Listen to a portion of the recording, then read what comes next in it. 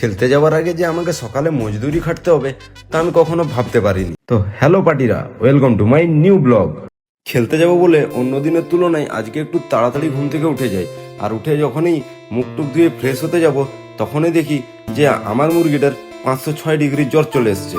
মুরগিটাকে মায়ের ভোগে পাঠিয়ে দিয়ে আমি লেগে পড়ি একটু বাড়ির কাজে, কারণ আমাদের বাড়িতে একটু কাজ হচ্ছিল, তাই ভাবলাম যে আমিও একটু হেল্প করে দিই। তারপর আমি ঝটপট রেডি হয়ে করে বেরিয়ে পড়ি খেলতে যাওয়ার জন্য, কারণ আমাদের এখানে একটা লোকালে টুর্নামেন্ট হচ্ছিল আর আমি অনেকদিন পর কোনো টুর্নামেন্ট খেলতে যাচ্ছিলাম। তারপর আমি পৌঁছে যাই মাঠে। অনেকদিন পর তাপস তাপস দাদার সঙ্গে দেখা আমার। তারপর খেলা চালু হয় আর প্রথম খেলার ভিডিও আমি আমাদের করিনি। আর এই খেলাটা চলছিল পুনন্দা ছোটুদের, ওরা একটা টিমেই ছিল। আর এই যে দেখতে পাচ্ছ মাঠের মাঝে বসে আছে, এটা মেদিনীপুরের স্টার রানাদা। তার কিছুক্ষণ পর আমাদের টিমের ক্যাপ্টেন আমাদেরকে ট্যাঙ্গি জুজুবি এনে দেয়, যেটা আমি বাপের কালো খাইনি কোনোদিন। আর এখন আমি যার সাথে বসে আছি তার নাম বিজয়, কিন্তু একে খেলার মাঠে সবাই ক্যান্সার বলেই জানে, খুব ডেঞ্জার প্লেয়ার। একদিকে আমরা খিল্লি করছিলাম আর অন্যদিকে দেখি যে প্রথম সেমিফাইনাল খেলা চালু হয়ে গেছে।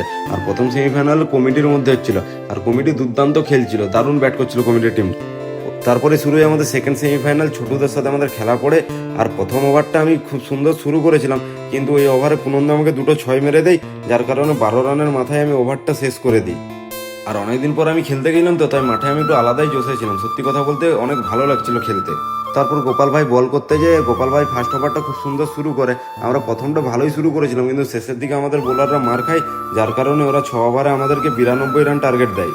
জবাবে ব্যাট করতে নেমে আমাদের ব্যাটসম্যানগুলো মোটামুটি ভালোই ব্যাট করছিল, কিন্তু আমাদের রান 70 রানে গিয়ে গাড়ি থেমে যায়, যার কারণে আমরা ওই ম্যাচটা হেরে যাই।